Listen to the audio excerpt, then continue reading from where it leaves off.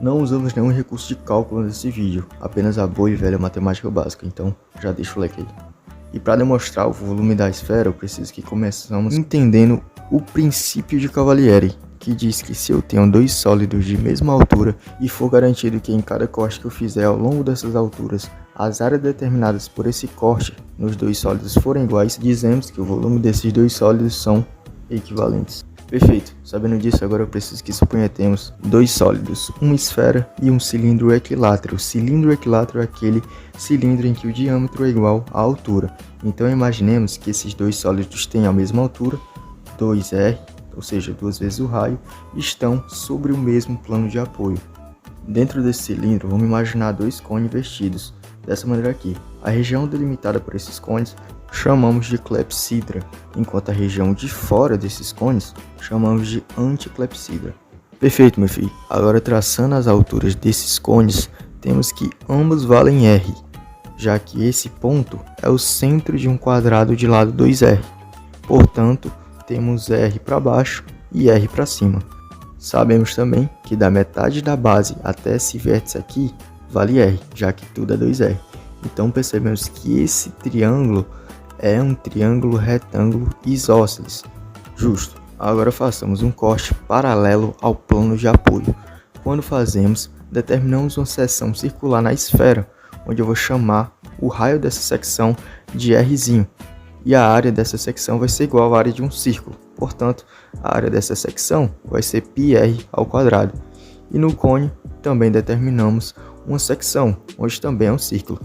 E se essa distânciazinha aqui for x, essa outra terá que ser x, pois entenda que aqui é 90 graus, aqui vai ser 45, porque aquele triângulo era isósceles. Então, esse outro ângulo aqui só poderá ser 45 graus também. Portanto, esse triângulo também é um triângulo isósceles, ou seja, esse triângulo pequeno é semelhante ao triângulo grande. Perfeito, agora lembre que eu também seccionei o cilindro. Novamente, temos uma secção circular. E agora, como é que calculamos a área dessa secção circular? Cara, calcular essa área vai ser a mesma coisa que calcular a área de uma coroa circular, que nada mais é do que dois círculos concêntricos. Então, para calcular essa área, é só fazer a diferença de áreas desses círculos. A área do maior círculo menos a área do menor círculo. Portanto, como o raio do maior círculo é o próprio Rzão, que é o raio do cilindro, temos que a área dessa coroa é igual a πr ao quadrado, que é o raio do maior círculo, menos a área do menor círculo, que vai ser π vezes x ao quadrado, que é a área do menor círculo. Botando π em evidência, temos que a área da coroa é igual a π, que multiplica r ao quadrado, menos x ao quadrado. Agora, para botarmos tudo em função de Rzão, perceba que se eu transladar o ponto central do cilindro para a esfera, temos o centro da esfera, já que eles têm a mesma altura.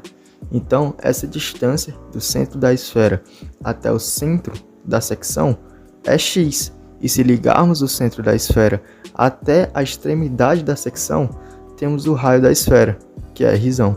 E nesse triângulo formado, usaremos ele mesmo, o lendário Teorema de Pitágoras.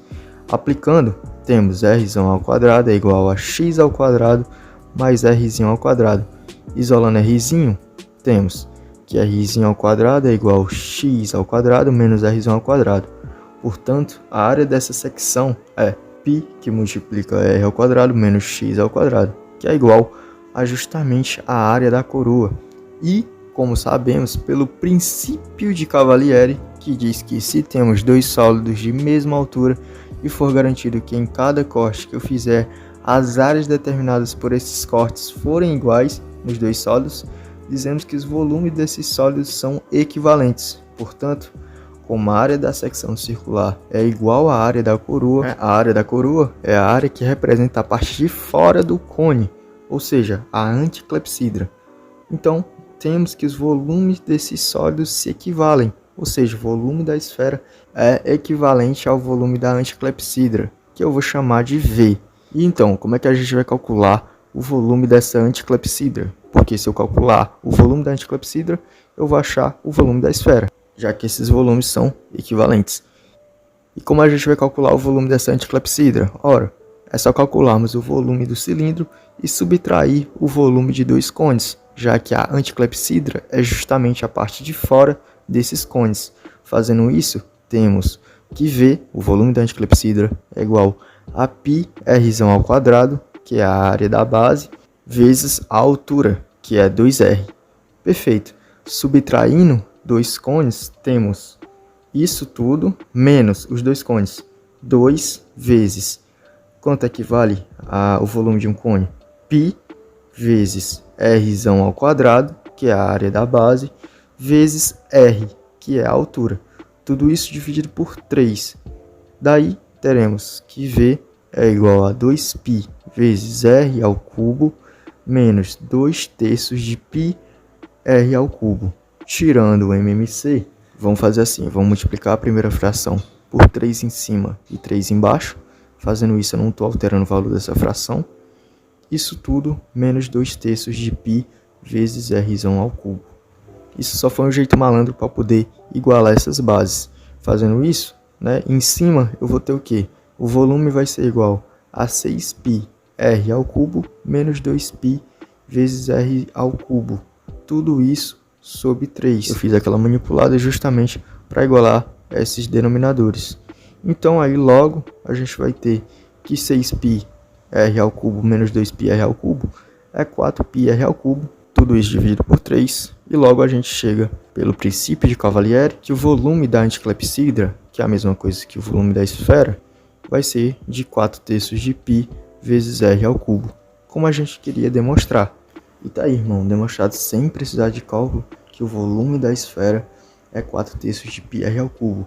E eu podia fazer, né, usar o princípio de Cavalieri em um ponto mais intuitivo, como o centro ali do cilindro e o centro da esfera, porque como um ponto daqueles dois cones não determinam uma área, né, eu ia ter justamente um setor, se eu fizesse um corte bem no meio, bem no centro dos dois sólidos, eu ia determinar uma secção circular no cilindro, que o raio seria justamente r, já que o diâmetro é 2r, e na esfera eu ia pegar a secção transversal que passa pelo centro da esfera, que é o círculo de maior raio da esfera.